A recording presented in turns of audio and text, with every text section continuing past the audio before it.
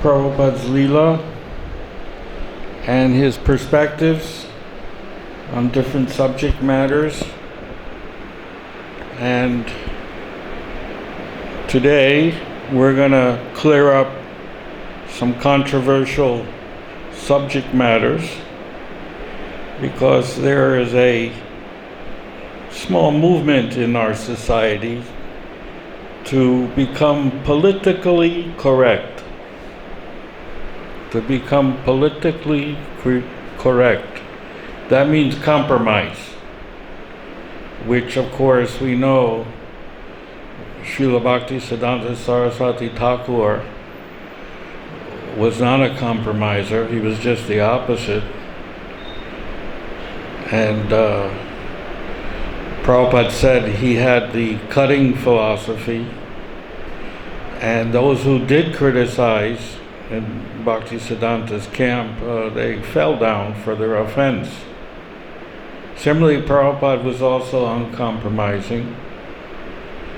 And there is a movement in our society who are saying that Prabhupada's purports are irrelevant in today's society.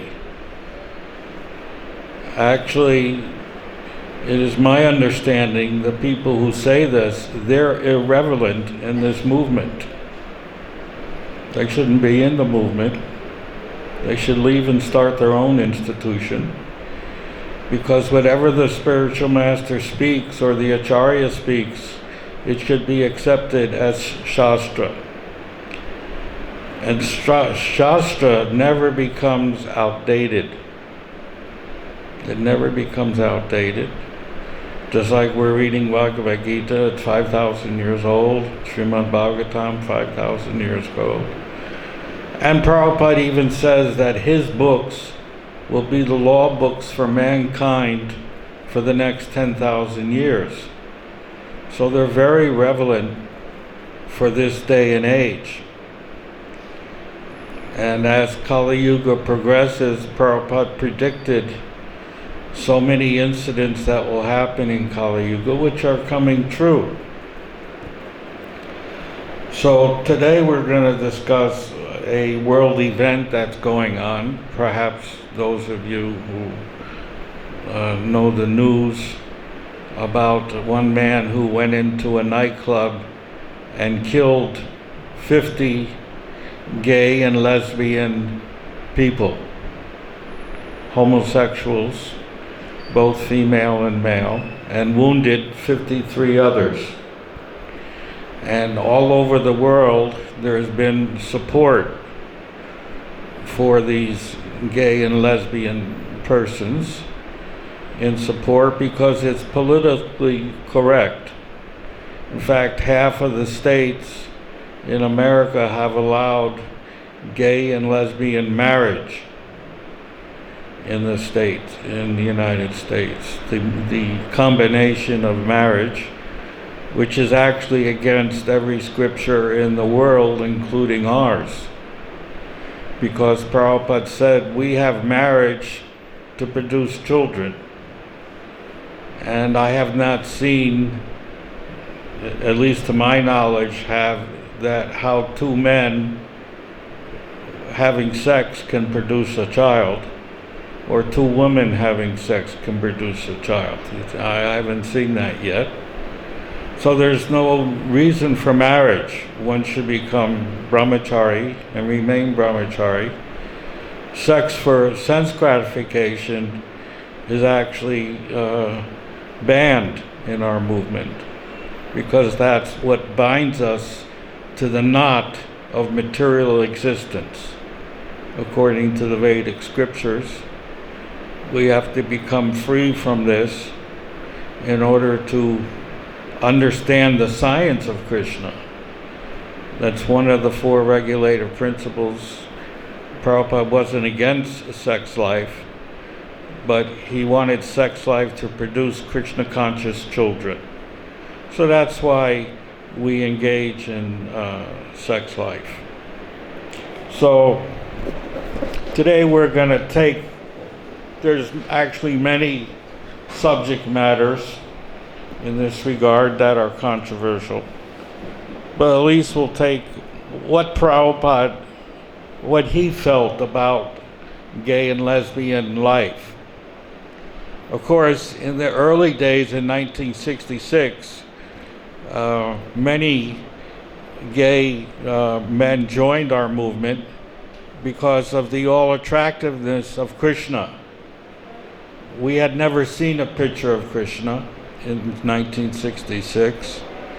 And Krishna, we actually couldn't tell if he was a male or female. If you look at the picture, he has long hair, he looks very beautiful, he's all attractive. So many gays, they were attracted to Krishna because you couldn't tell his if he was a male or female. So that's the all-attractive nature of Krishna. So it was good that such people joined and actually renounced their sexual activities and became devotees. We're, as Prabhupada said, our movement is all-inclusive. We don't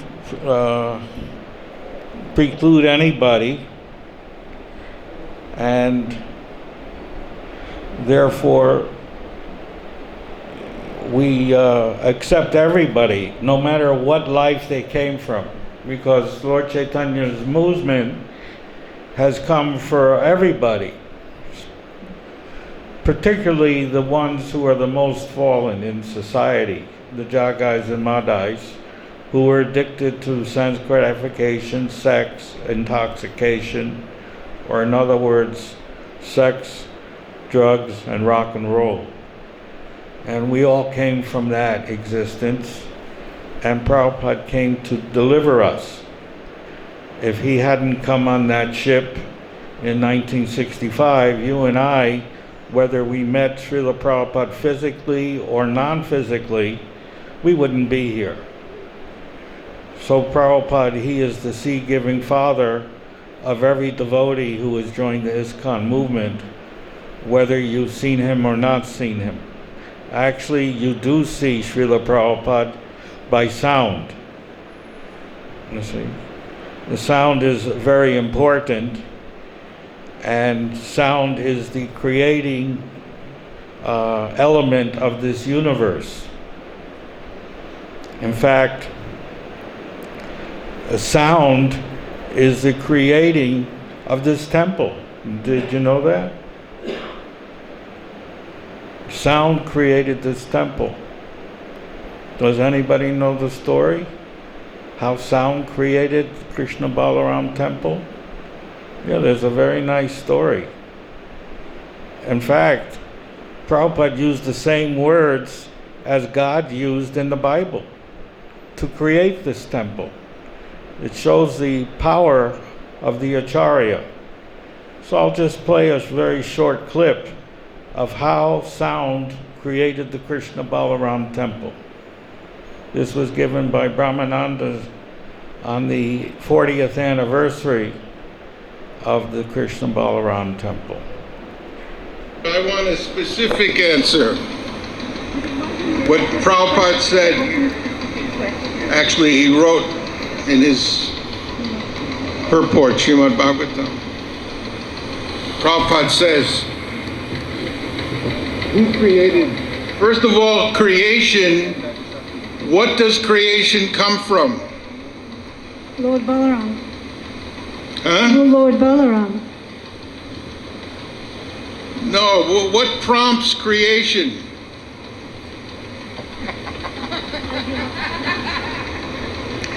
All right, I'll tell you the answer. Desire.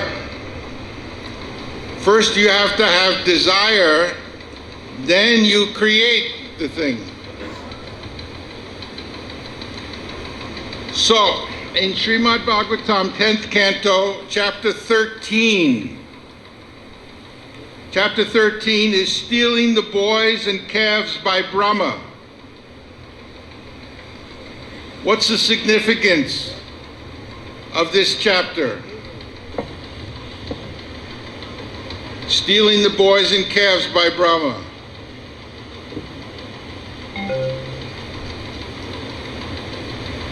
What's the importance? This was the last chapter that Prabhupada translated of Srimad Bhagavatam. Right here in Vrindavan, in his house, on his bed. You've all seen the photos. Pradumya holding the dictaphone. So, this is the final chapter, and this verse, this purport, is one of the final verses that Prabhupada composed. So, we should think, the final words are most important. So in this purport, Prabhupada reveals, he talks about himself, which is very rare. Prabhupada in his purports hardly ever wrote about himself. He writes about himself, and he writes about the Krishna Balaram Mandir. So the verse number 50, is about the desires of the pure devotees. Do pure devotees have desires? And if they do, what are those desires? And where do those desires come from? Well, the verse explains that desire in the pure devotee is created by the sidelong glances of Vishnu or Krishna. So Prabhupada is writing about the word Svarkarthanam refers to great desires. As mentioned in this verse, the glance of Lord Vishnu creates the desires of the devotees. A pure devotee, however, has no desires. Therefore, Sanatana Goswami comments that because the desires of devotees whose attention is fixed on Krishna have already been fulfilled, the Lord's sidelong glances create variegated desires in relation to Krishna and devotional service. In the material world, desire is a product of Rajaguna and Tamaguna. But desire in the spiritual world gives rise to a variety of everlasting transcendental service. Thus, the word Svarkarthanam refers to eagerness to serve Krishna. In Vrindavan, there is a place where there was no temple, but a devotee desired, quote, "Let there be a temple. Let there be seva, devotional service," unquote. Therefore, what was once an empty corner has now become a place of pilgrimage. Such are the desires of a devotee.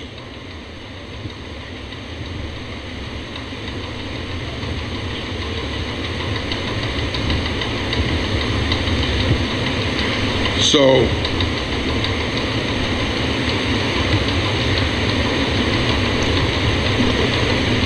we may think that we constructed this temple and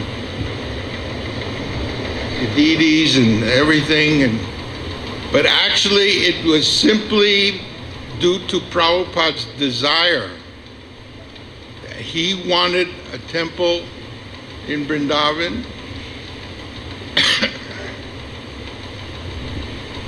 and it was created. Simply even this phrase, "Let there be a temple." You know where that comes from? It's a biblical phrase in Genesis. Because Prabhupada, he read the Bible at Scottish churches. Let there be light, and there was light. Let there be creation, there was creation. Let there be a temple, and there was a temple. So it was, Prabhupada is, he refers to himself as a devotee. He doesn't, in the third person, he doesn't even refer to himself in the first person. He's so humble. So because one devotee desired, even it was a vacant place, now it has become a place of pilgrimage.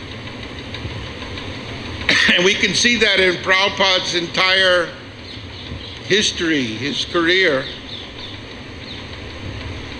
that everything happened because of Prabhupada's desire. We couldn't see that. He didn't reveal it to us. But otherwise, how did these happen? Otherwise, you have to call them miracles. Like I can tell you of McMillan. I want a specific answer. What Prabhupada said. So this is the proof that this temple was created by sound. The root cause was desire. You see? So whatever Prabhupada desires comes true. Not by our doing anything. We are unqualified. This whole movement was created because of Srila Prabhupada's desire. What qualification did we have? I can tell you very frankly, right now, all the devotees that are coming to this movement presently are coming because of the sound vibration of Srila Prabhupada. There's no other reason. Because they're reading Prabhupada's books. And that's sound vibration. That's transcendental sound vibration. That is not Prabhupada speaking. He says, I am not speaking, Krishna is speaking through me. So every single devotee all over the world are disciples of Prabhupada. Because they came by sound. This temple was created by sound. The entire ISKCON movement was created by sound, by the root cause of Srila Prabhupada's desire, because he wanted it. Not only did he want it, but Lord Chaitanya ordered it. Every town and village, there'll be Hare Krishna. So it's on Chaitanya Mahaprabhu's order, desired by Bhakti Vinod, attempted by Bhaktisiddhanta Saraswati, and fulfilled by Srila Prabhupada. That is called parampara. You see, there's no difference of opinion. So that's why Prabhupada's books and whatever he says is relevant today as much as it was 5,000 years ago, 10,000 years ago, and in the future for the next 10,000 years. So those who are saying Prabhupada's books are not relevant for the present circumstances, they should leave this movement immediately and start their own movement. Why stay? Why confuse the devotees and become demons? The demons mean you say you add or subtract. That's called sahaja. Prabhupada said that's demons. That's called sahajaism. And that was the greatest fear of Bhaktisiddhanta Saraswati. And Bhaktisiddhanta Saraswati said many hundreds of sahajas were created in his movement. That's why he left early. So we should not attempt to become sahaja, because we will fail Prabhupada is the founder Acharya of ISKCON, and he will always be the founder Acharya. You will fall down. You will not succeed. Prabhupada will succeed. So therefore, we will discuss these controversial texts based on Prabhupada's teachings, directly from Shastra. So our first subject that we're going to discuss is what Prabhupada felt about this homosex movement. First of all, it's quoted in the Bhagavatam,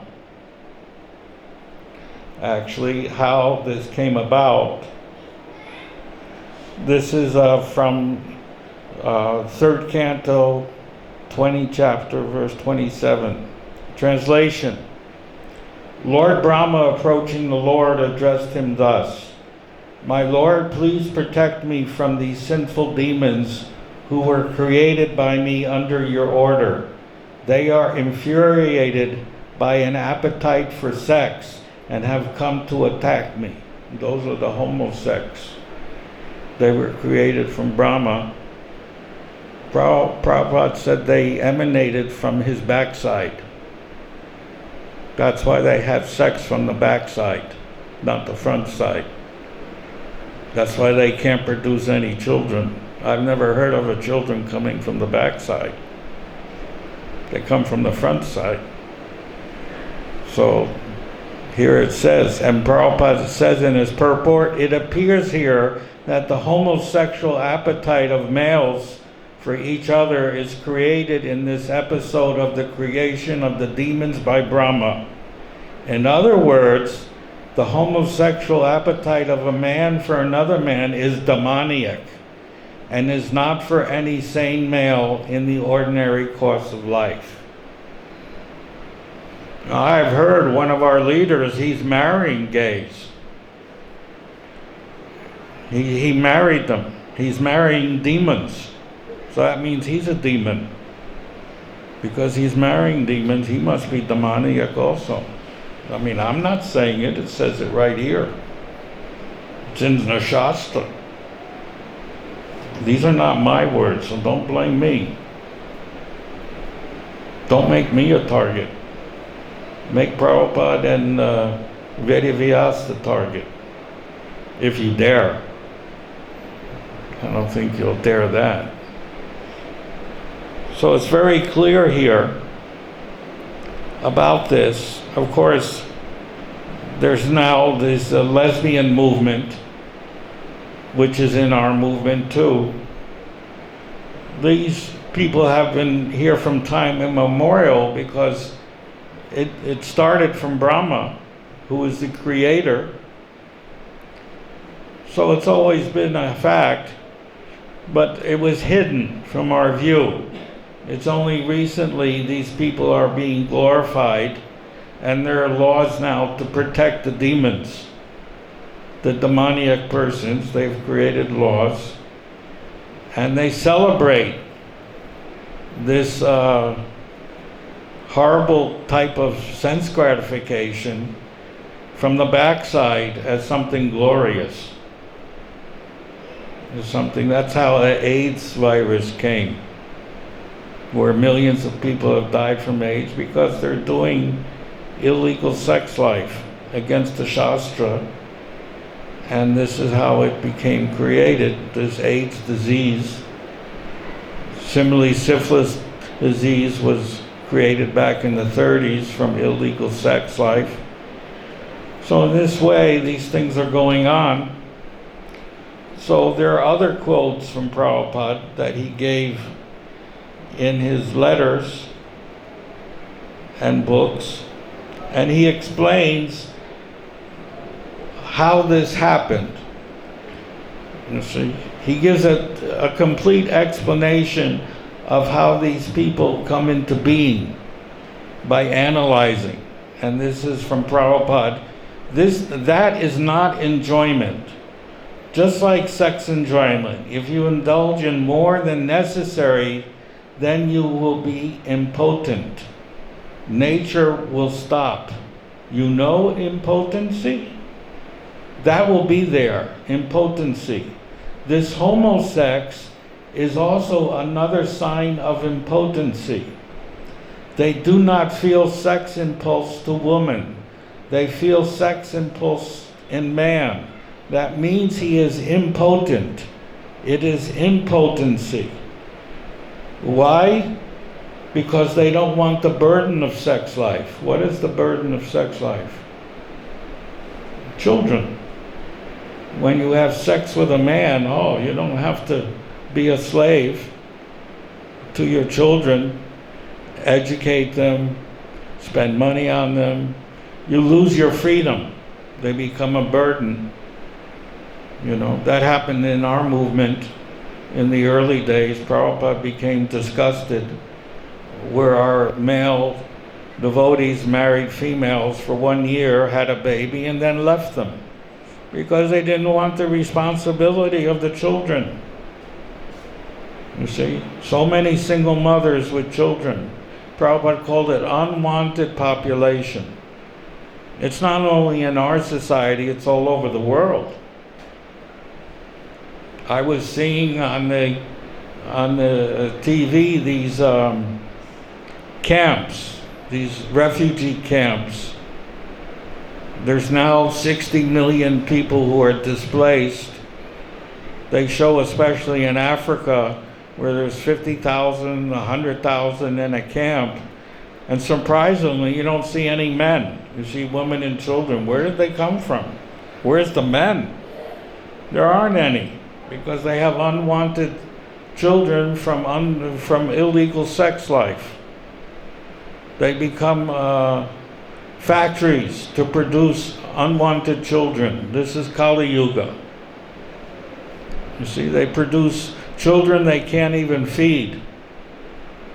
And then they beg, send them around begging for food to all the countries of the world. How long this will go on? This unwanted population. It will go on and on and on. You see? Now they have this new mosquito.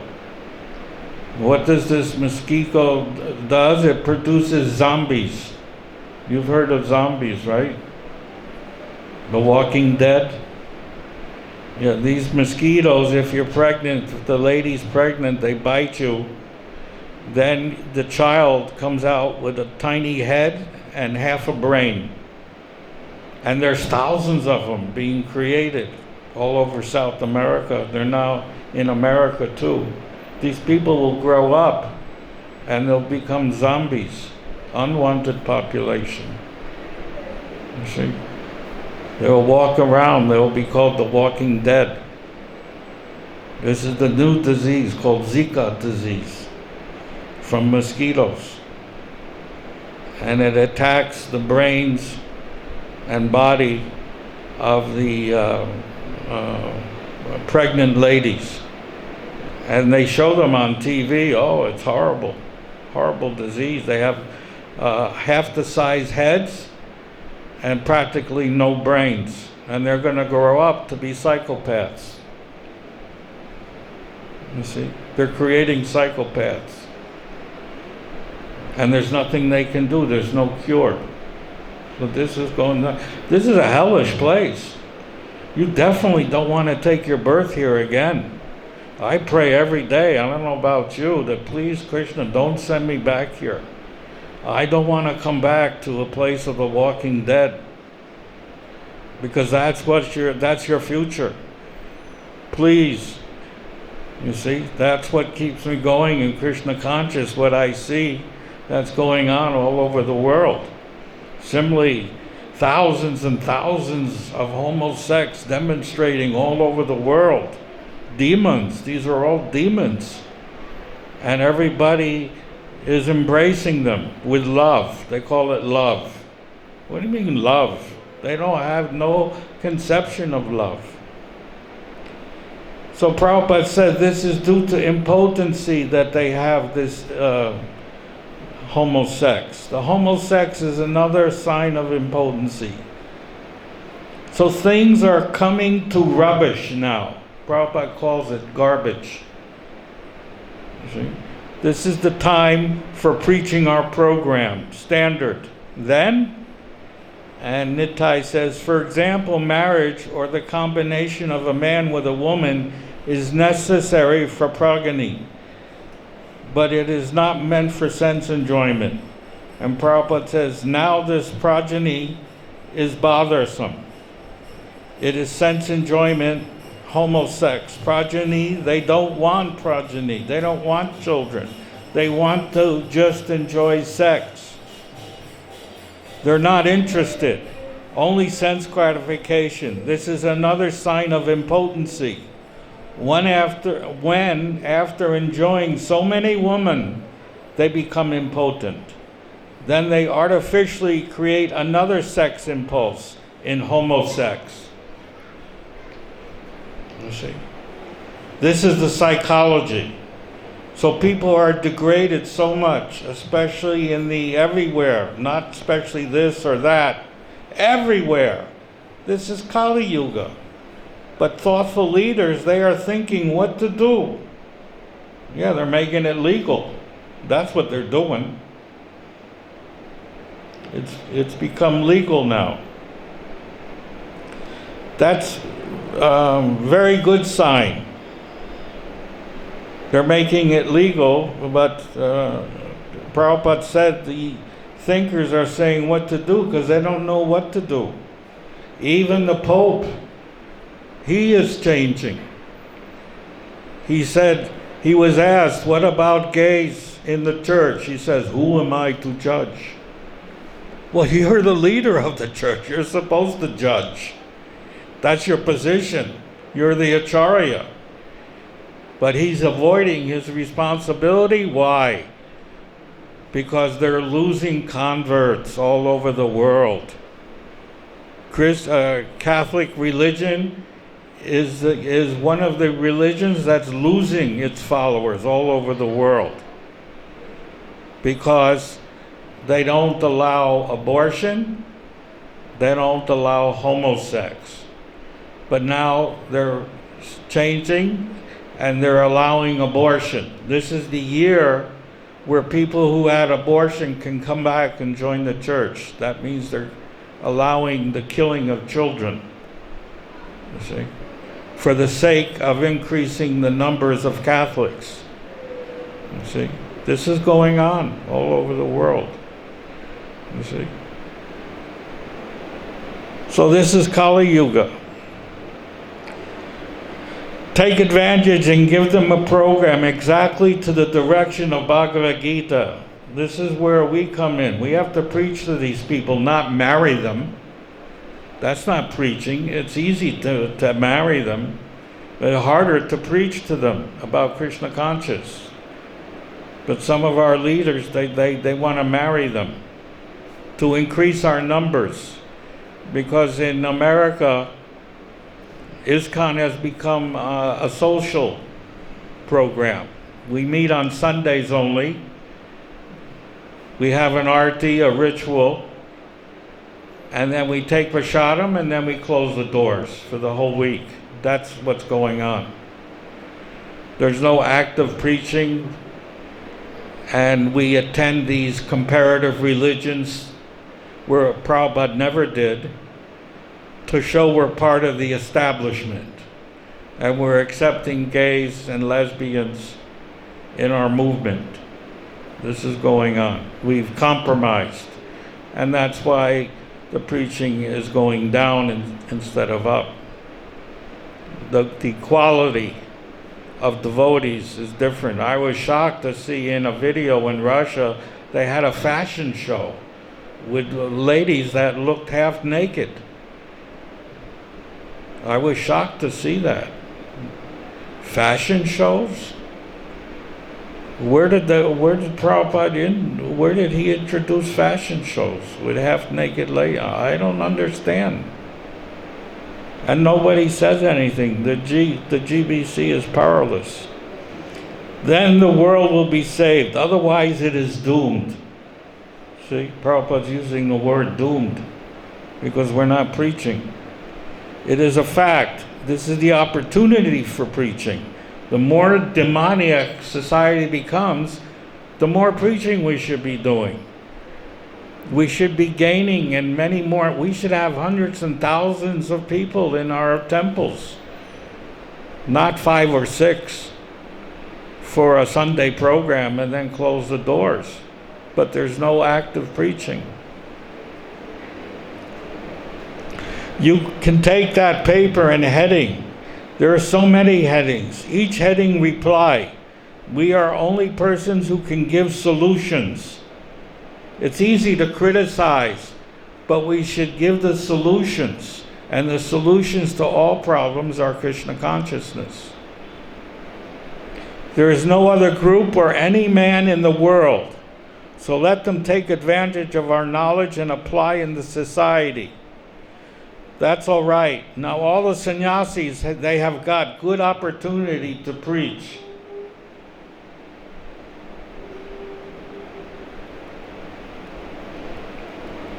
But how can they preach if half of them fall down? Prabhupada appointed 13 Ritviks in 1977. Well, where are they now? They're all gone. I think there's one left.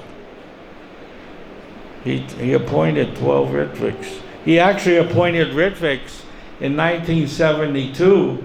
By 1974, there were many, at least 20 of them all over the world, who were empowered to chant on the beads. You see, Prabhupada empowered them to chant on the beads because so many devotees were joining and he couldn't be at the place to chant on their beads. So he empowered devotees, and he says it's as good as if I chant on the beads. That's called empowerment. You see, potency. You see, sound, through sound. Of course, Prabhupada was still doing the second initiation, which is the important initiation, twice born. That's your real birth, not your animal birth. Prabhupada says is the animal birth, is the first birth. So then Prabhupada says there is no limit of sense gratification. The sense gratification, homosex, they are supporting. Just see, just see. At least in animal society, there is no homosex. They have created homosex and is being passed by the priests, the religious heads. You know that? So this homosex is less than animal life. What could be less than an animal? I can't comprehend it. Now the priestly order is supporting homosex. Prabhupada is speaking. I was surprised. They are going to pass resolution for getting married between man to man. This is in the 70s.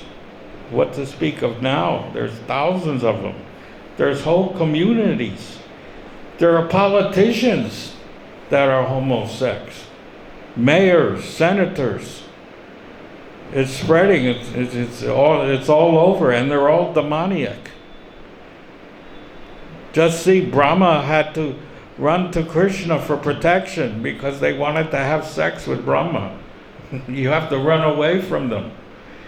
They're so inclined to sex. You have to watch your back. Otherwise, somebody will come up to you and want sex. That's how dangerous it is. I was surprised. They are going to pass resolution. Getting married between man to man. The human society has come down to such a degraded position. It is astonishing. Prabhupada was astonished. Of course Prabhupada's astonished because he's a Vaikuntha man. He said, I am not very used to this world. I'm from Vaikuntha. I reside in Vaikuntha. So he's surprised, astonished by the human condition. Therefore, like every Vaishnava, he wants to save them. When I heard there is big conference for passing this resolution, in India still, if there's somebody hears about homosex, and Prabhupada makes the sound of breathing out, Homosex is there, but nobody will support publicly. People are going down, and this is the subject matter for priestly order. It may be subject matter for the legislator. Priestly order, they are discussing for 1 week. Just imagine, phalena parisityati. One has to study by the result. Not that superficially you show that we are very advanced, very much advanced. Phalena, what is the result? Phalena parisityati. That is an English word also.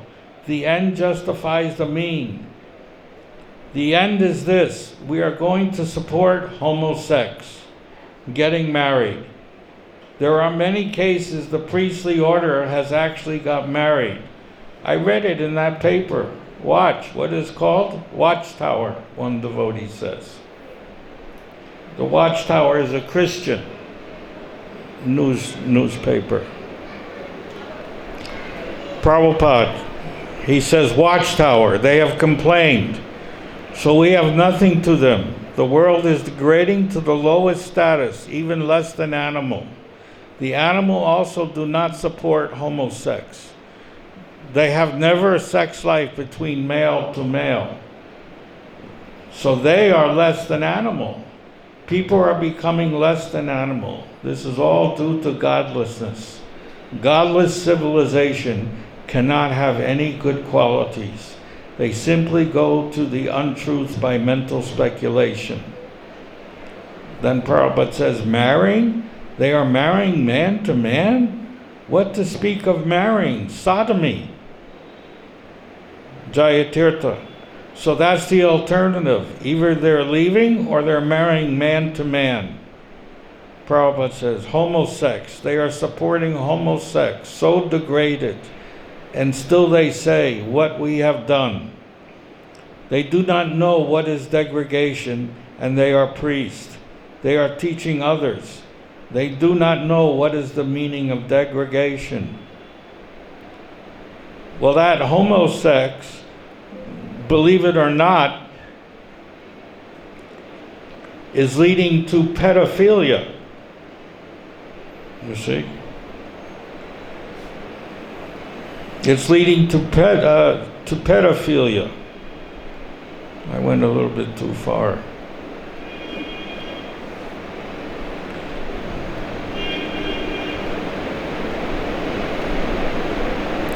Yeah.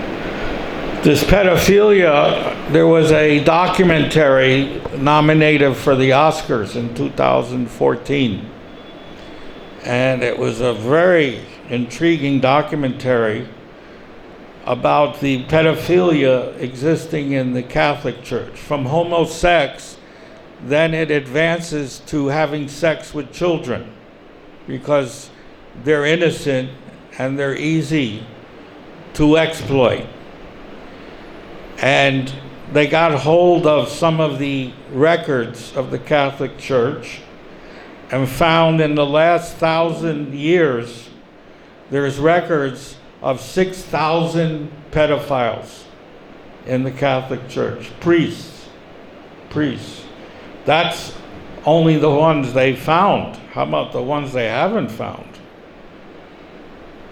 In Boston, the church had to sell its property to pay damages of $1 billion to those children that were sodomized and exploited by the priests. They had to pay $1 billion in damages.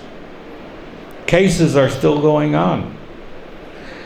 And this pope, the previous pope, he had to resign because of the pedophilia class in the Catholic Church were putting pressure on the pope not to investigate. So he resigned. And they appointed this new priest who's a Jesuit. First time a Jesuit has become a pope. And he's doing big investigations. And he's now defrocking priests who are found to be pedophiles, exploiting children. He takes their dress away. You see? This is called defrocking. You see? So Prabhupada then says, no, what is their value? When they are sanctioning abortion, homosex, now they are finished. They have no value. And Karanda says, well, most or a greater portion of the traditional Christians condemn homosex and abortion. A good quantity of the traditional Christians, they condemn abortion and homosex. That's a fact. The traditional Christians who are supporting the Republican Party, they condemn this homosex and abortion. They're called pro-life. You see, they're pro-life. They think life begins when the baby appears in the womb. Whereas the people who are doing abortion, they say life begins when the baby comes out. They have no science. They're so stupid. So what about the baby in? He's dead? That's life. They have no philosophy. They simply want sex. So they make up all kinds of stupid philosophies. Just like Prabhupada said, the Christians, the 10 Commandments, the first commandment is thou shalt not kill. But the Christians, they want to eat meat. The Judo-Christians, Jewish and Christians, they want to eat meat. So they changed it from thou shalt not kill to thou shalt not murder. Which means you can kill animals and eat them. And that's what they're doing. They change things. They compromise. So we should not engage in this compromising. As we hear these quotes from Prabhupada, they're very strong. Yes, Prabhupada says yes, they are good. But mostly, as you were telling me that Pope is disgusted. Yes, nobody cares for the Bible or the Pope. That is everywhere, not only Christian. Actually, there is no religion at the present moment. All animals. This is 1970s. This is 40 years ago.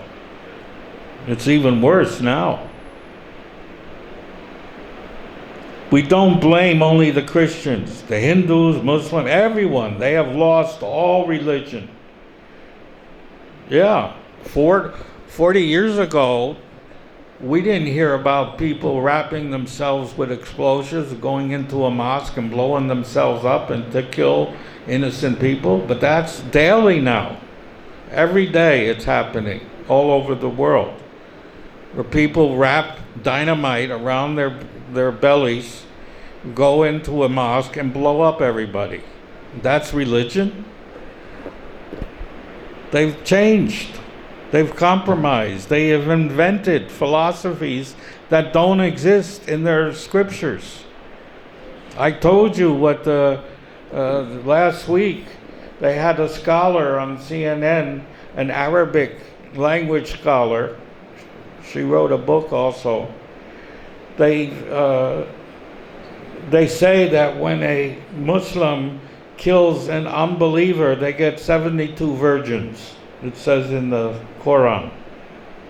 They go and they enjoy 70, that's why they blow themselves up. They get 72 virgins. First of all, she said the 72 doesn't even exist in the Quran. And the word they're using for virgin, they've misinterpreted it by one letter. Actually, the word means raisins. You get raisins because in the desert there are no sweets. There's the dried fruit, raisins, you find in the desert. Dates, they grow in the desert.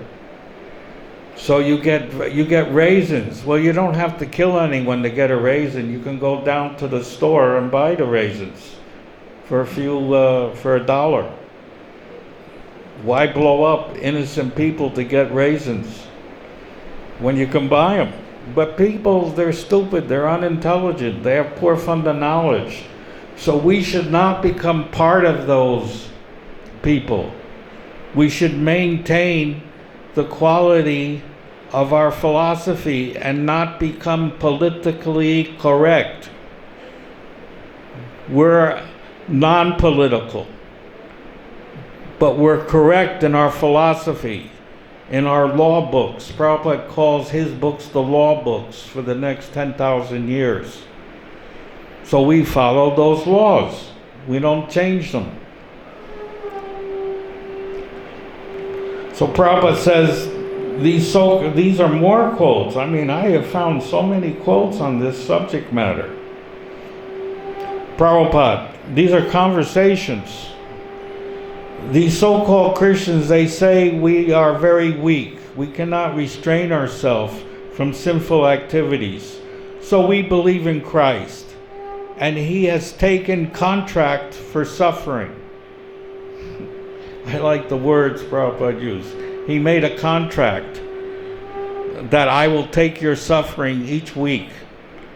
You come and tell me you're suffering, and I will suffer, and then and I relieve you, and then the next week you do more sins, and I will again relieve you. That's easy religion. That's a contract.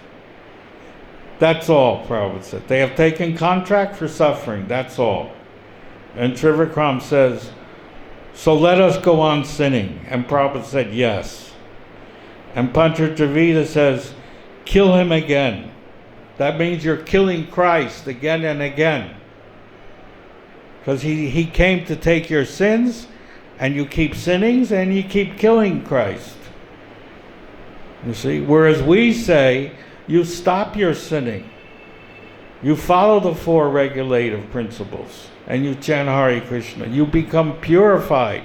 You see, they have no purification process, the other religions. So they can't stop sinning. You see, but we have a purificatory system of chanting Hare Krishna and devotional service and engaging in activities that purify the mind, so that we do not keep sinning. They don't have that. Because we are a science, not a religion. Religion is created by man. Even the Christian religion was created 300 years after Christ. 300 years.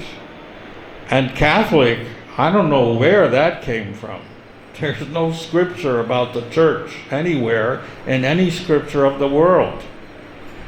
They wear these gay clothes, these bright gay clothes, because they're all gay, have sex with each other and others. Where did that religion come from? It didn't come from any scripture. Who knows? Some man invented it. All their rituals are all invented. You know, they take this frankincense and swing it back and forth. Where did that come from? Where did this come? There's no scripture. The Old and New Testament have nothing to do with Catholic. It's totally invented by man. Totally. Whereas Sanatana Dharma is a science. The science of how to live by developing our love for our Creator, Krishna. You see? The world is in very bad shape.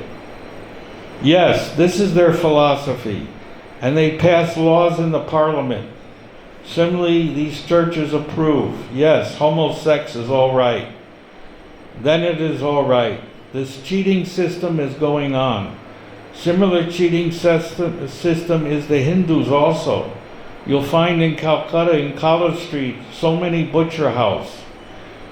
And they have kept one goddess, Kali, that we are eating Mother Kali's prasad. That's it. This is going on. And Brahmananda says, Kali eats meat? And Prabhupada says, Kali does not eat meat, but it is the Shastra's injunction that those who are unable to give up meat eating, they may sacrifice one goat, not cow, one small animal before the goddess Kali on Amavasa, the new moon day. It comes twice a month. And they have to do it at night, not day. And they can eat it. So Pranchit Davida, he says, it is offered, though who accepts it? Whose prasadam is it? Who takes it? And Prabhupada says the prasadam is not, the meat is not taken by Kali, but it is taken by the witches and others, associates of Kali. So you're a witch if you take the prasadam of Kali, and they all think it's that Kali eats the meat. She's a vegetarian.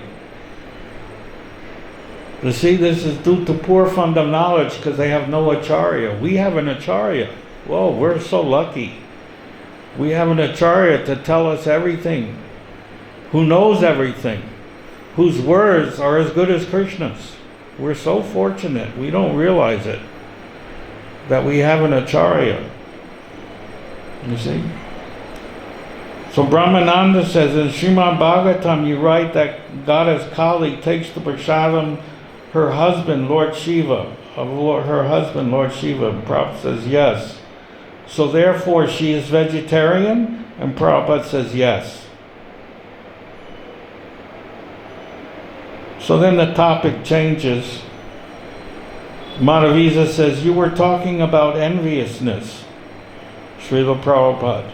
And we see that this even sometimes pervades in our own society. It sure does. Because that's our nature. As a convict in the material world, you're envious of me, I'm envious of you. These are our activities, to become envious of each other because of our association with the material nature. So Prabhupada says, because you are not yet perfect. That means you are not yet perfect. You are trying to be perfect. Now be perfect.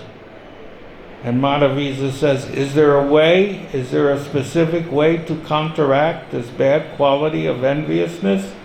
And Prabhupada said, yes. Chant Hare Krishna, cleanse your mind. All dirty things will go. Because you neglect to chant regularly, therefore the dirty things remain. Here Prabhupada gives the answer, why there's envious. There has to be unity in diversity. If there's no unity in diversity, it's because we're not chanting properly or hearing properly. Somebody is not following if there's no unity in diversity. We're all diverse, we're all different, but we're unified because of the chanting. So if somebody is creating disturbance, that means he's not chanting and hearing properly. That's the indication. That's the disease. And enviousness is a symptom. So you have to go to the root of the disease. And that's hearing and that's not chanting and hearing properly. That's the root. So we have to become more inclined to hear our chanting. The way I like to chant my rounds is I like to hear Prabhupada's voice, and I follow his voice. Because by hearing his transcendental sound, maybe that will have an effect on my ears and on my chanting to be more pure. Because he's chanting and he's a pure devotee. He's Krishna chanting. He's the representative of Krishna. And by hearing his chanting, then your ears become purified. Your mind becomes purified. So I like to chant along with Prabhupada. Even Gayatri mantra, I hear Prabhupada's Gayatri, saying the Gayatri, and I follow. You know? Because it's purifying. Because he's a pure devotee. You see? And the voice of a pure devotee is very purifying. It says right here in the 4th canto. What does it say? This is a quote from Bhagavatam, Canto 4. Although when a pure devotee speaks, the articulation of his voice may resemble the sound of the material sky, the voice is spiritually very powerful. Now we're just talking about the voice, not the subject matter, the voice. Because what does the voice do? Because it touches the particles of saffron dust on the lotus feet of the Lord. Wow. Just Prabhupada's voice touches the particles, the saffron dust, the particles of saffron dust. Very poetic, very beautiful, on the lotus feet of the Lord. Just his voice. We're talking about the voice, not the subject matter. And as soon as a sleeping entity hears the powerful voice emanating from the mouth of a pure devotee, he immediately remembers his eternal relationship with the Lord, although up to that moment he had forgotten everything. Just the voice does this. So that's why it's good. Well, from my case, I'm not telling you to do it. That's up to you. You're an individual. I like to hear Prabhupada chanting japa, and I chant along with him, like we did in the old days. In the old days, in the classes in the morning, after kirtan, Prabhupada would say, chant one round, and we'd all chant together. There was only 5 or 6 of us, and we chant with Prabhupada out loud, our japa. You see? So we were hearing Prabhupada, and he was hearing us. Very reciprocal. That's called love, to reciprocate. Love is not one-sided that I take. In the material world, you gratify your senses by taking from another. And then that person gratifies their senses from taking from you. That's not love, that's called lust. But in Krishna conscious, love is reciprocal. So we were hearing Prabhupada chanting, and he was hearing us. So I still maintain that, because it's based on bhakti, on love. You see? In fact, I used to write many letters, love letters to Prabhupada. I call them love letters, because he was the only one that taught me how to love. And so for me, I loved Srila Prabhupada, so I would write these love letters, and I'll just read to you an example. I'm not trying to get self-adoration, but I'm just trying to show you and teach you what transcendental love is and how the Acharya responds to the love that you give him. So don't misunderstand. Okay? Don't become envious when I read this letter. I'm just trying to show you how Prabhupada responds to the love that you give him. So he wrote me back when I wrote my love letter. My dear Garga Muni, please accept my blessings. I thank you very much for your letter dated June 11th, 1968, and noted the contents. Your sentiments expressed in this letter are transcendentally relished. You see? This is Prabhupada's reciprocation of the love you show to the Acharya. He's not some old man with no emotion. No, Prabhupada had many more emotions. Bhakti. This is what the movement is about, bhakti. It's not about ritualistic functions. We're learning how to love, and we should learn not only how to love the Acharya, but how to love each other. That's part of Prabhupada's movement. So Prabhupada says, your sentiments expressed in the letter are transcendently relished. Certainly you are mine, and I am Krishna's. Therefore you are also Krishna's. What beautiful poetry. In the Krishna conscious activities, that is the process. By following the disciplic succession, beginning from Krishna, everything becomes ultimately connected with Krishna. And Krishna being absolute, anything connected with him becomes absolute, without any duality of concept like in the material world. In the material world, it is called illusion, because everything thinks that I or mine. But in the spiritual world, everything is Krishna. We are being part and parcel of Krishna when we surrender fully unto Krishna with sincerity of purpose through the transparent via media of the spiritual master. One who thinks himself as Krishna's, he is non-different from Krishna. So the attitude which you are mentioning is the grace of Krishna.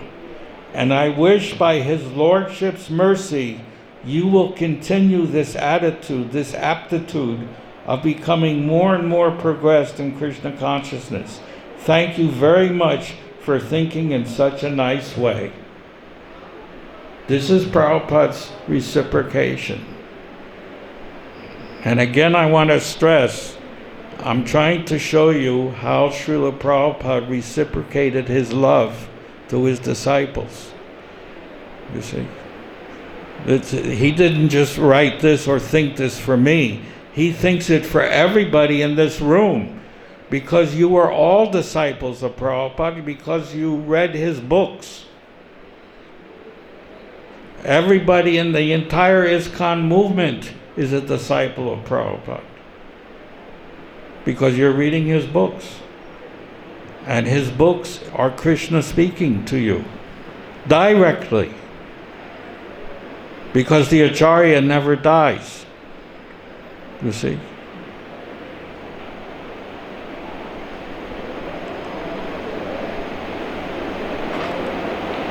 So, we should avoid being envious of each other. Rather, the devotee Vaishnava, when he sees another devotee surpassing him in service, he prays to that devotee, oh, please help me to become in the service of Krishna as you are doing so nicely. Let me become your devotee. And he offers obeisance to that person. You see, that is the Vaishnava way. We offer obeisances to one who is maybe more advanced. We don't become envious of their service. That's material thinking. That's called maliciousness. Prabhupada said the gopis, they were envious of each other in their service to Krishna, but there was no maliciousness. You see? There was love between them.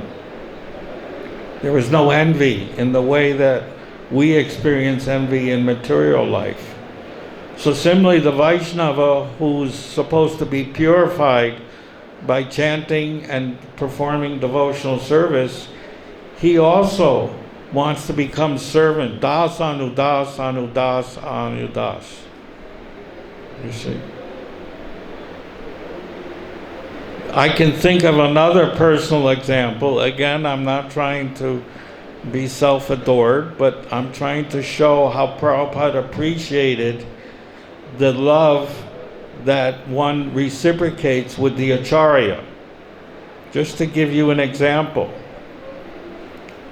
You see, there was the Delhi Pandal in 1971, I think it was. We had a big Pandal set up at Connaught Circus.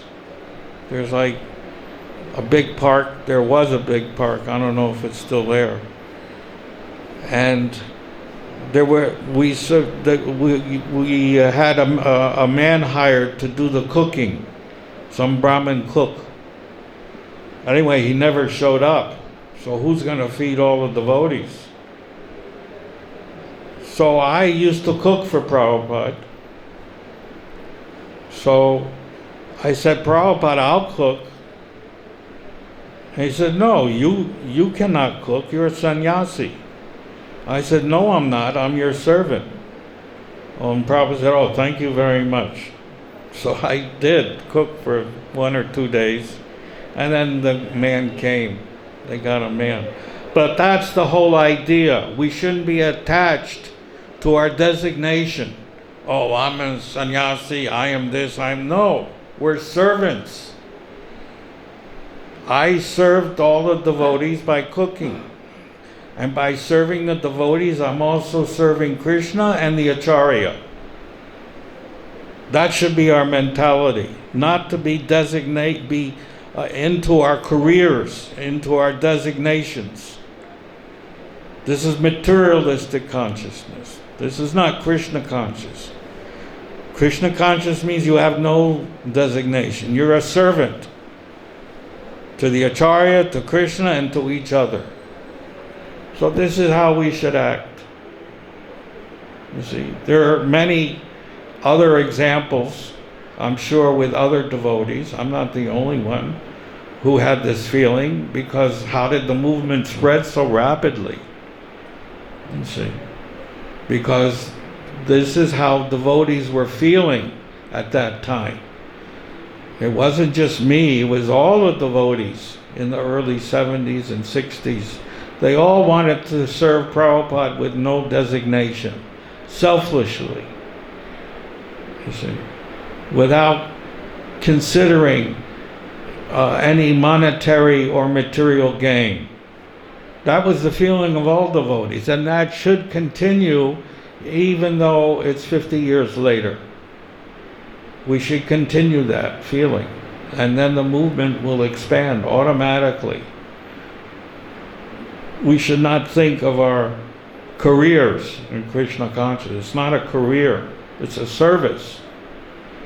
You see, that's how you become. Everybody wants to know, well, what gopi I am. What gopi you are. First you become a servant, because that is what a gopi is, a servant, without any material designation. You can't put the cart before the horse. First become an unalloyed servant, then Krishna will reveal everything from within the heart as Techa Guru. You see, Krishna will reveal everything. There are some questions that cannot be answered. Here's an example in a letter. As far as your questions you have asked for clarification in the Krishna book, when Mahavishnu says to Krishna and Arjuna that you are my incarnations in my appearance as Narayana, so you are asking how this can be so. The answer is, when Krishna comes, all the incarnations are within him. Actually, this is a very intricate question. So do not be so concerned about it now. When you become more advanced, you will be able to realize these things. See, Krishna will reveal from within the heart. You see, there is intimate questions that you should wait.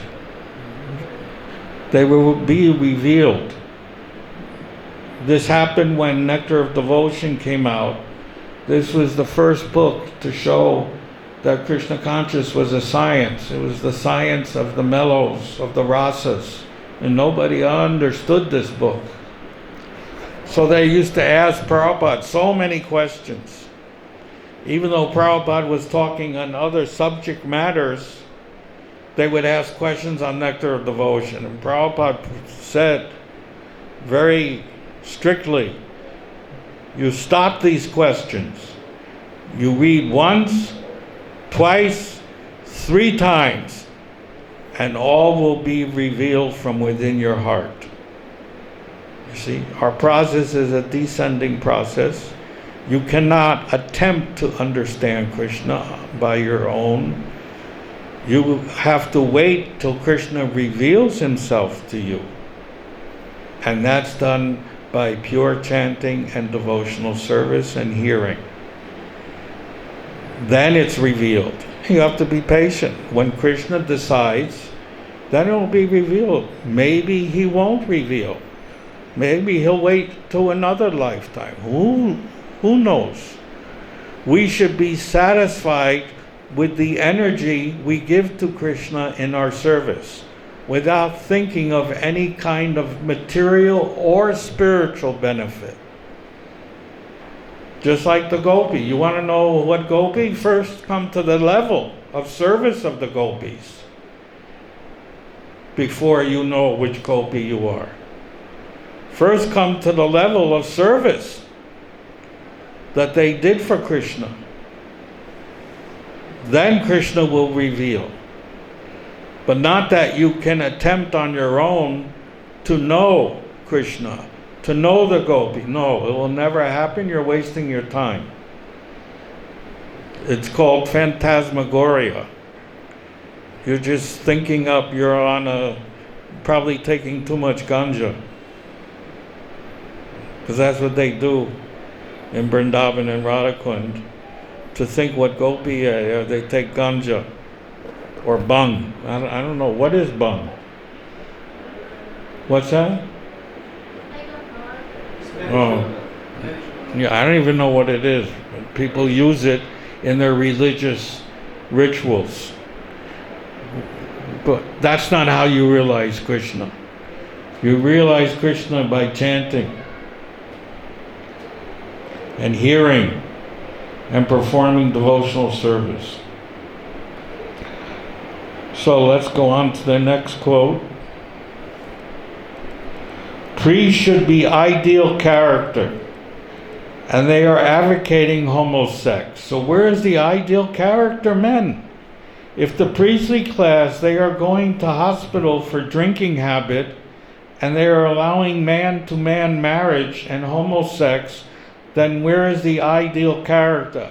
In the Catholic religion, they drink wine and say it's the blood of Christ.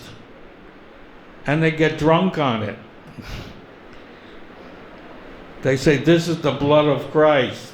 They've made a mental calculation so they can drink. And they say, because it's red, this is the blood of Christ, and let me get drunk. What a nonsense religion. So nonsense. But this is the Kali Yuga religion. And it's accepted by millions of people all over the world. They're all drunkards, and they think they're drinking the blood of Christ, but it's intoxicating. Wine has the highest percentage of alcohol. Most people drink beer, which has maybe 3-4% alcohol, but wine can have up to 80% alcohol. So they drink wine like anything to get drunk and say this is the blood of Christ. This is going on. That's why it's degraded society. Thank God we have an Acharya to save us from all this nonsense. Just see, this lunacy, Prabhupada calls it lunacy, is going on. And this lunatic man is taken as incarnation of God. This is going on. The homosex propaganda is another side of impotency. So that is natural. If you enjoy too much, then you become impotent. Brahmananda says they are trying to make that more and more accepted in America, this homosex. Prabhupada said, yes, the churches accept it. It is already law. And Nittai says, this woman's liberation movement, the leaders are also homosexual. They're lesbians. And Prabhupada laughs.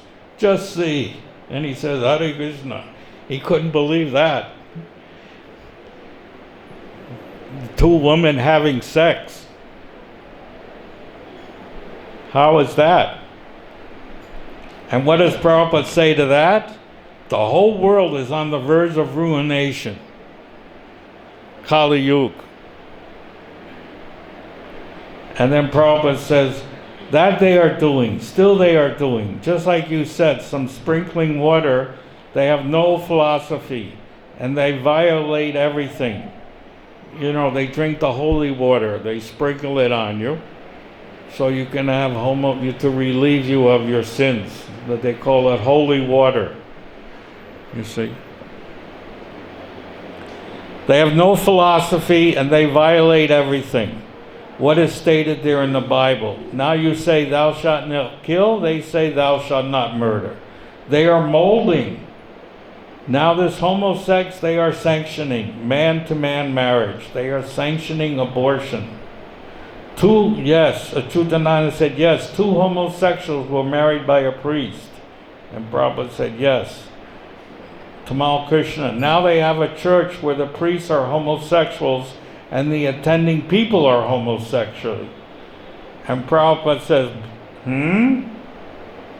This is another thing he can't believe. Now they have churches for homosexuals. That means the priest is a homosexual and the persons who come are homosexuals. A special church for homosexuals. Just see.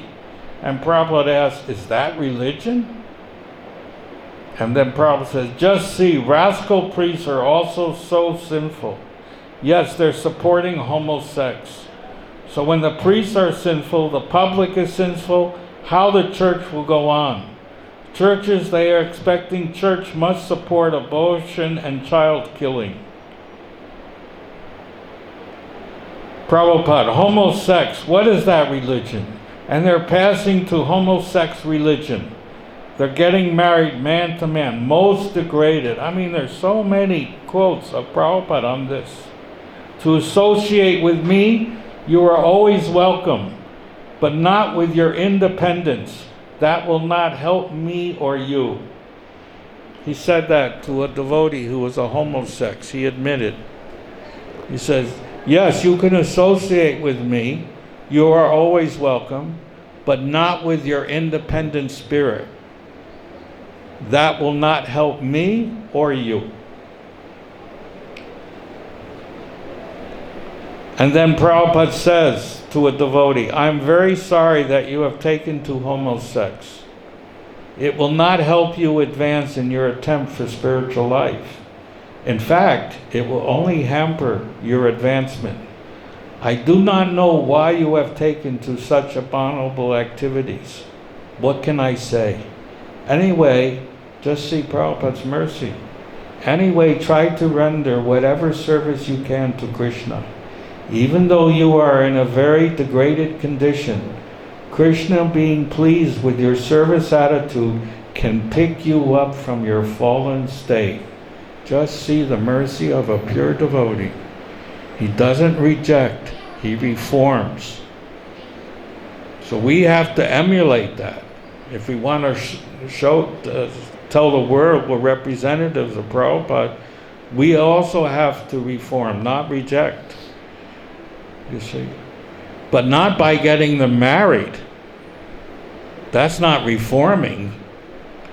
We have to preach to them and give them Bhagavad-Gita, not marry them. You should stop this homosex immediately. It is illicit sex. Otherwise, your chances of advancing in spiritual life are nil. Show Krishna you are serious, if you are. Prabhupada, that is not enjoyment.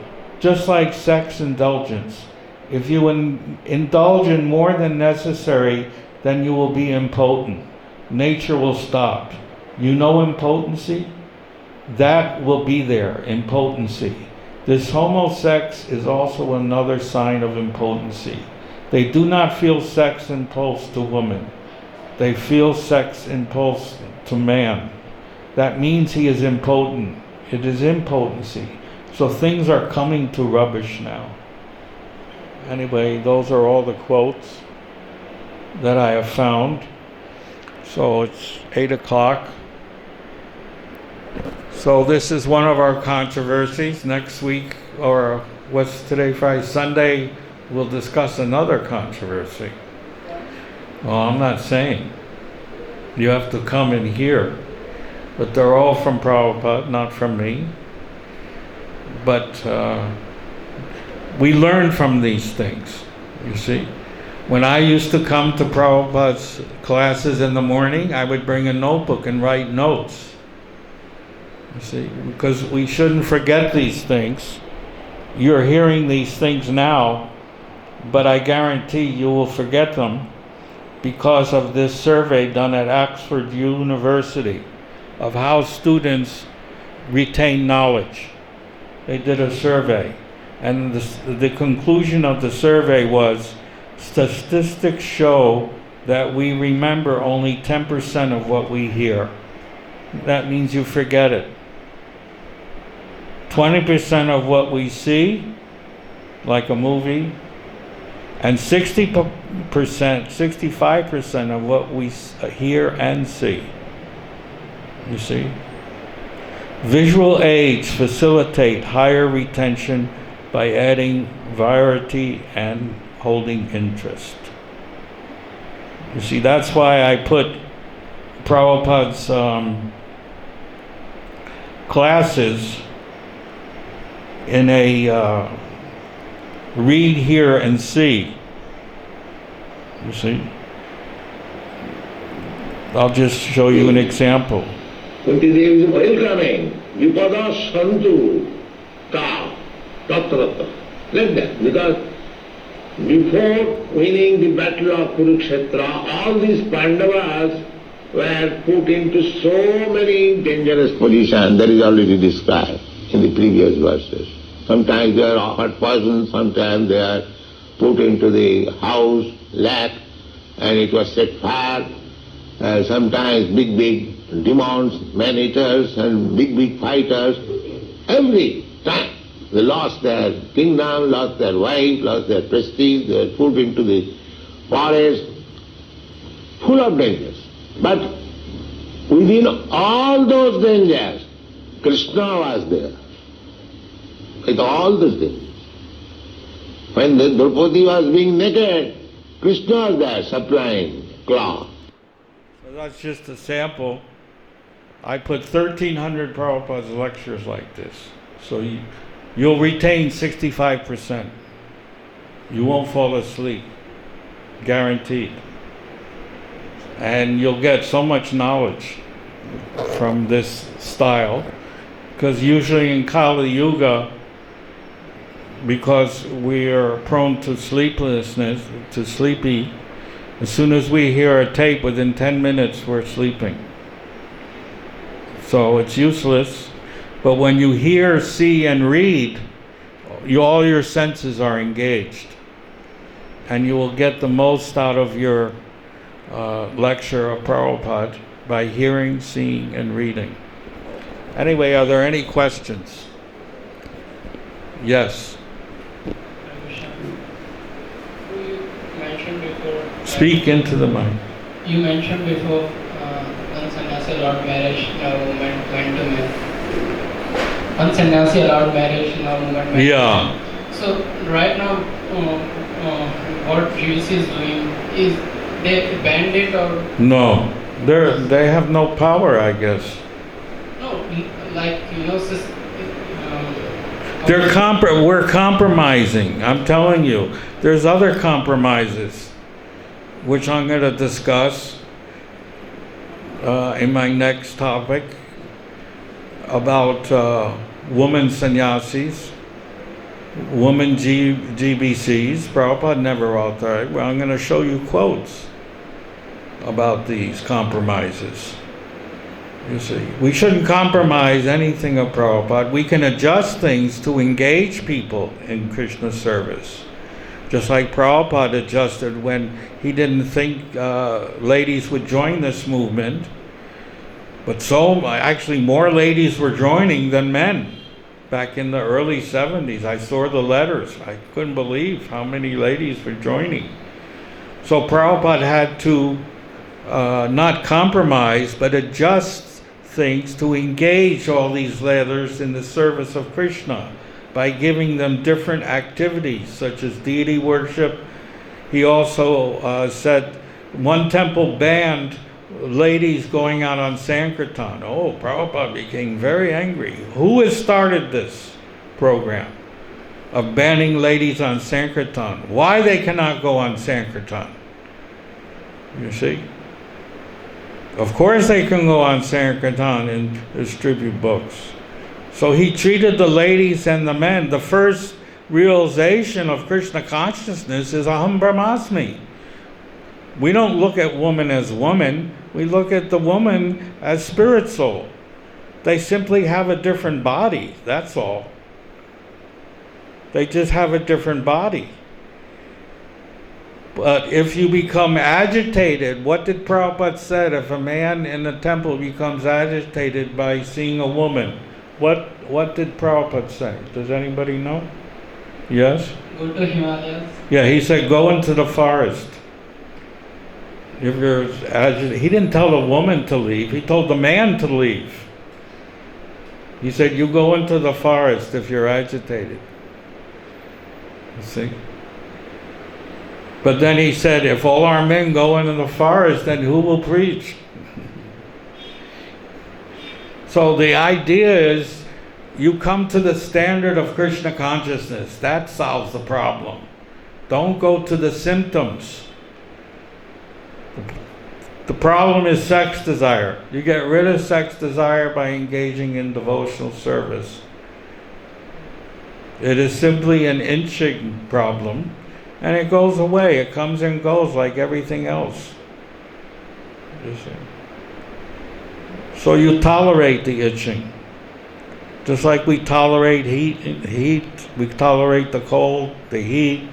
So you tolerate the sex desire. It goes away, doesn't last. Or you get diabetes like me, and then you can't have sex. Because in diabetes, there is no sex. So you get diabetes. Any other questions? Or comments? Yes? I just want to share something. Just yesterday's experience.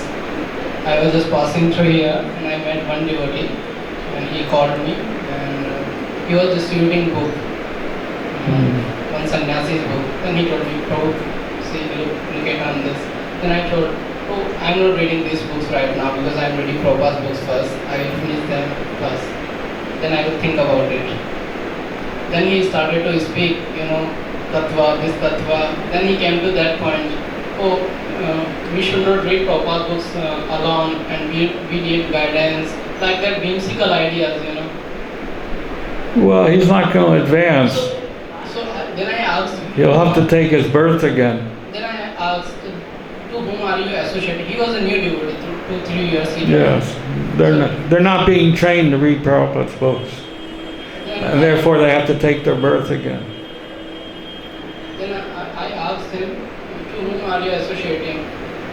So he told me name. Then I was thinking, like senior devotees, they are guiding like this. Yeah. People are losing the faith. No, one man, he wrote 100 books. Some of them are about rats in Vrindavan. He made up a character of a rat in Vrindavan. I don't know what Shastra that's in, but anyway. He wrote 100 books. And so when me and Brahmananda went to distribute Prabhupada's books to his disciples, they said, I don't have time to read Prabhupada's books. I have to read my Guruji's books. So these people will have to take their birth again. Who knows what life form they'll take if you don't read Prabhupada's books, because Prabhupada's books are written by Krishna.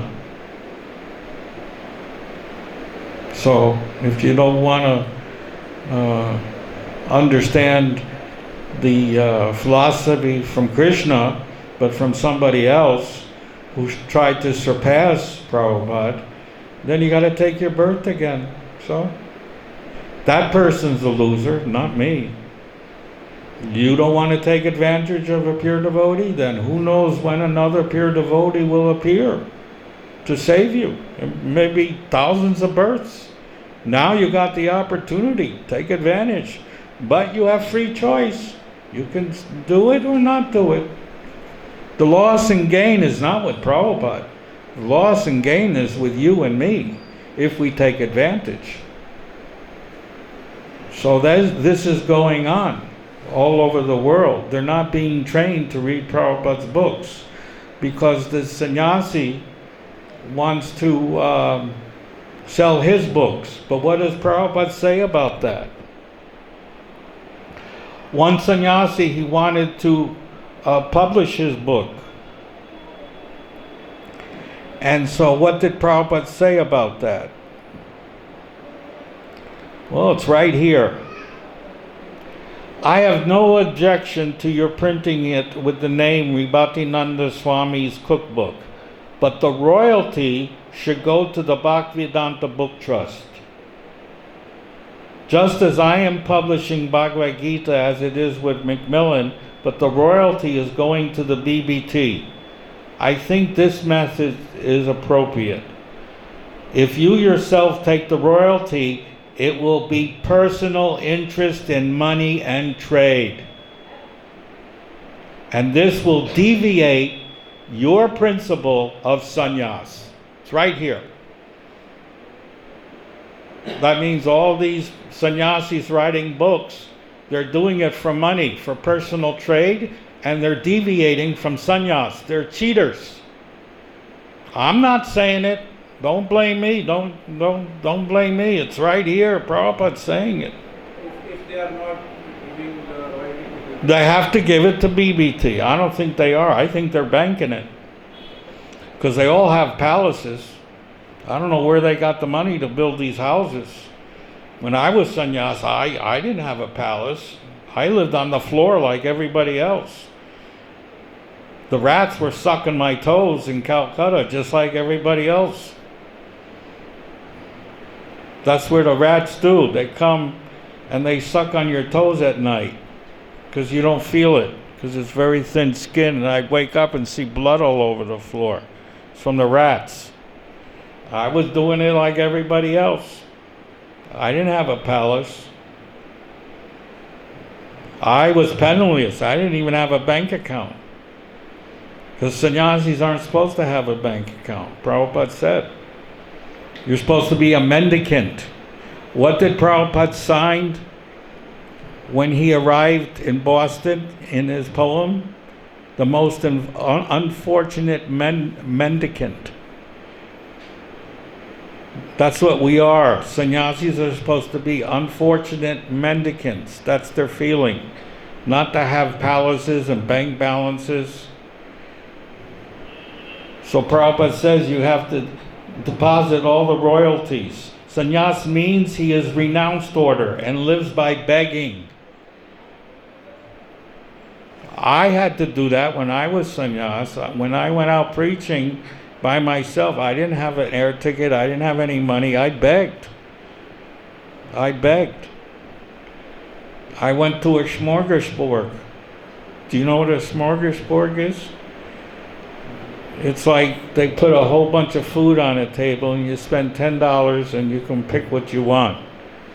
So I asked the owner, I'm a vegetarian, I have no money, and I'm supposed to beg for my alms. Can I come in and eat all the vegetarian, the salads and everything? He said, oh yeah, eat as much as you want, free. So Krishna supplied my food by begging. When I was in Vrindavan, I had to live in Prabhupada's room. I didn't have any money. I had to live in Radha Damodar to protect his rooms from the Goswamis stealing them. Well, how did I eat? I went around to the Kirana shops, and they give me a handful of rice, handful of dal, and that's how I ate. Then at night, There was nothing to eat, so I'd go to the kachori shops, and they would give me 1 or 2 kachoris. And that's how I maintained myself. I was a beggar. Because that's what Prabhupada taught me. I didn't have a house and a palace and servants and secretaries. That's for Prabhupada, because he's a Vaikuntha man.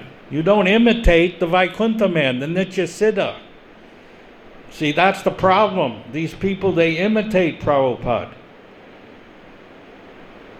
Prabhupada is supposed to get the best of everything because that's where he came from, Vaikuntha, where everybody lives in a palace.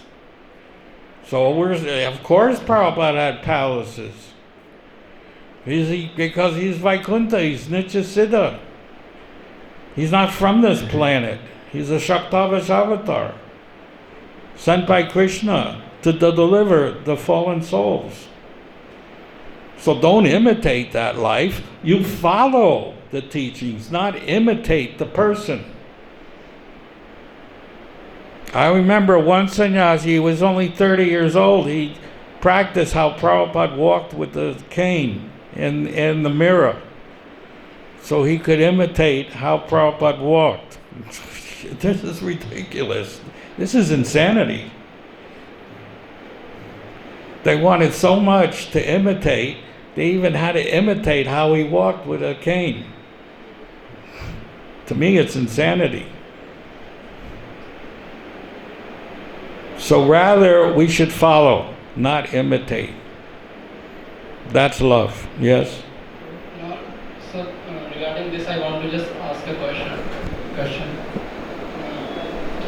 If older devotees will misguide like this, new generation, then what is going to our movement? Like he was saying that we should not read Prabhupada books, we should even not hear, like that. So completely like baseless. And books are the basis Prabhupada told us, Yeah, so you have the right knowledge, you're repeating the right teaching, so you follow.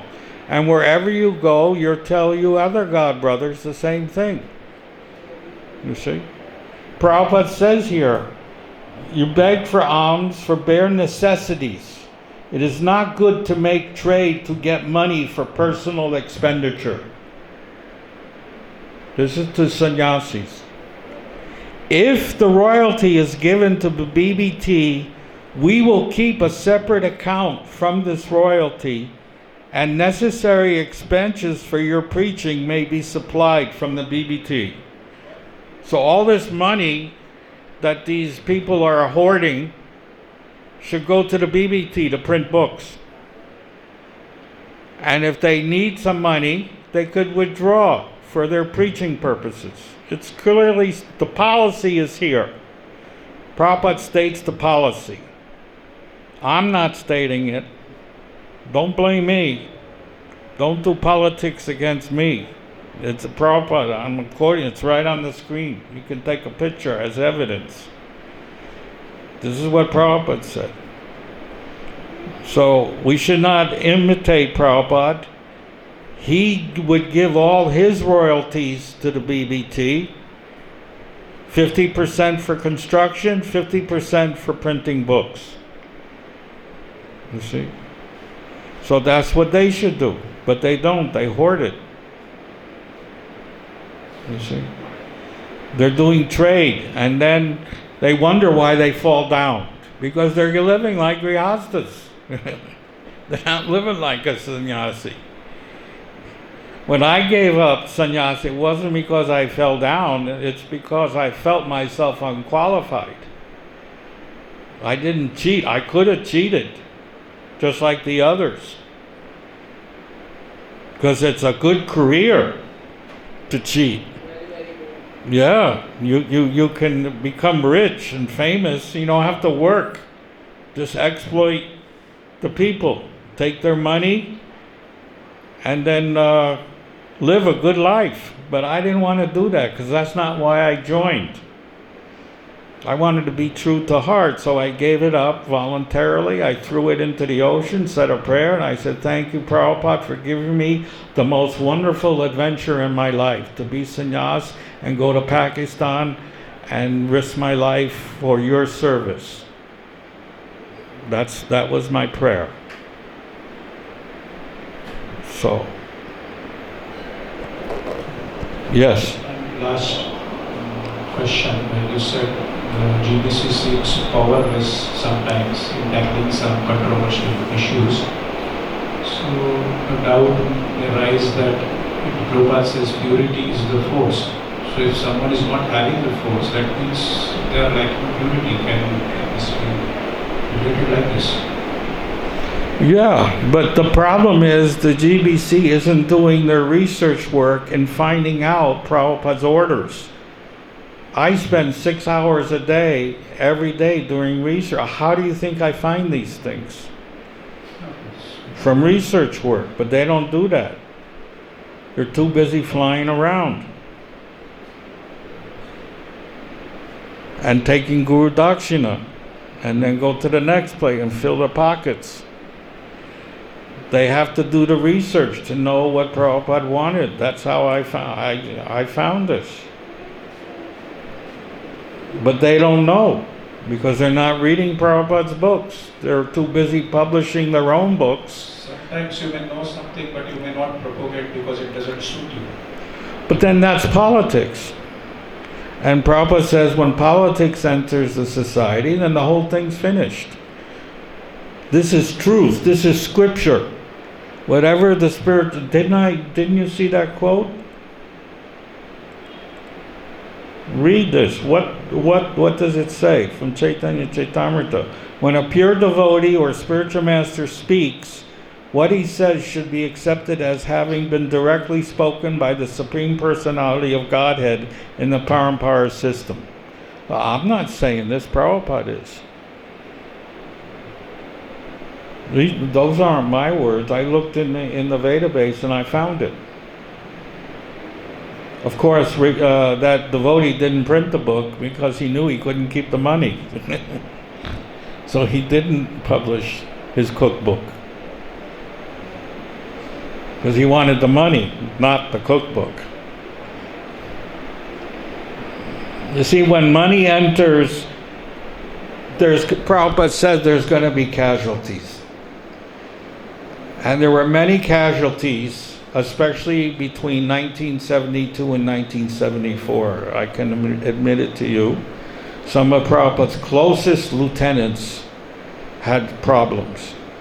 Prabhupada called them, we're at war with Maya, and sometimes we have to expect casualties amongst our commanders. And there were casualties. There were fall downs due to money. Whenever there's preaching and money, there's going to be casualties. So that's why Prabhupada, in every single letter, he emphasized hearing, chanting, and reading of his books. He emphasized this. Even to the leaders, his lieutenants, because he knew there was going to be casualties.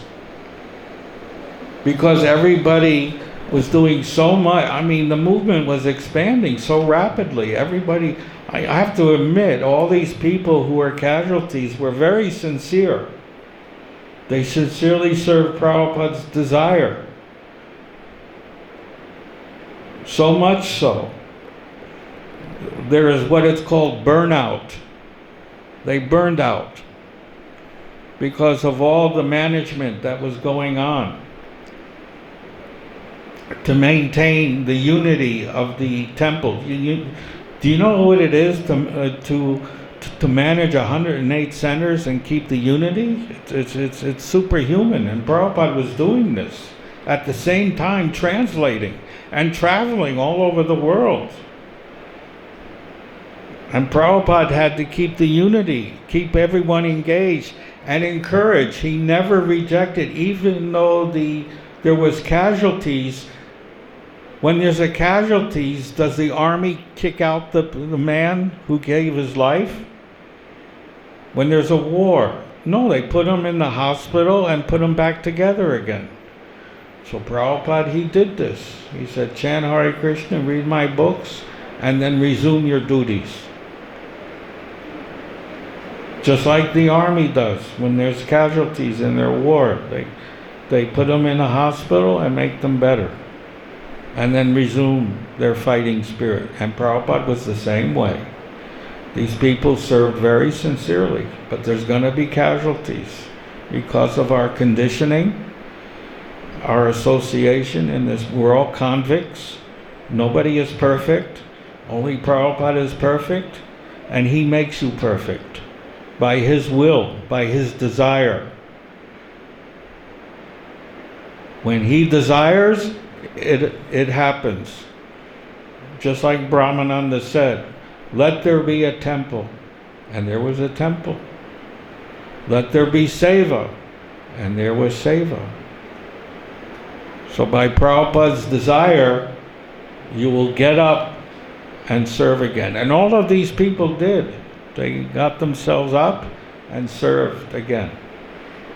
So that is the mercy and the glory of the Acharya, of the pure devotee. We should glorify Prabhupada for that. He didn't reject. And we should glorify the devotee who became the casualty. He should be glorified for serving selflessly to the point where he became wounded in battle. They shouldn't be rejected. They should be glorified also. That's Krishna consciousness. They're casualties of war.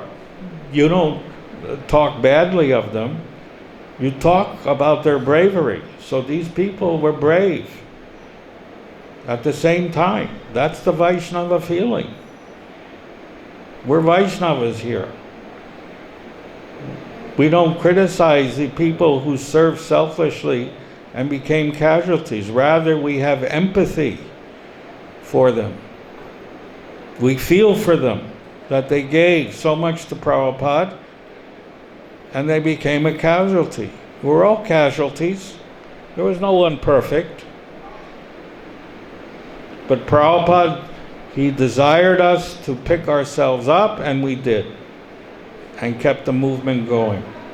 And still after 50 years, it is going. Srila Prabhupada ki jai. Oh. Prabhuji, some of your godbrothers, like Prabhupada disciples, it looks like after seeing them that they were pure devotees even before Srila Prabhupada, before meeting Srila Prabhupada. What do you think about this point? Well, I can't judge. I'm not a pure devotee. How can I judge? But I know they didn't say this when Prabhupada was here. Did Prabhupada say that, I have some pure devotees or like, Well, he said he called me and Brahmananda Rupa and Sanatan. That means we're Rupa and Sanatan. He called me and my brother Ram and Lakshman. That means I'm Ram and Lakshman? I mean, use your intelligence here. Many times, Brahmananda says right in the beginning of his 40th anniversary, Prabhupada used to call us, when he saw both of us enter the room, he said, oh, Rupa and Sanatan. So that means I'm Rupa Sanatan? That was encouraging us. We should come to the level of Rupa and Sanatan. That's what he was saying. By our surrender, by our love, and by our service. That's what he was saying. You have to use your intelligence, not that you become them. That's Mayavadi philosophy. To think you're Rupa and Sanatan. You're a Mayavadi. No, you come to the consciousness of Rupa and Sanatan. That is what Prabhupada says. By your service, love, and devotion. This is the purport. We never thought for a moment we're Rupa and Sanatan. Prabhupada was encouraging us to come to that level of consciousness, of Krishna consciousness. Is it a right idea to preach by our own example? Yes, Prabhupada said that. If, for example, if tomorrow if I really do something nice, if I start to write books about myself or something,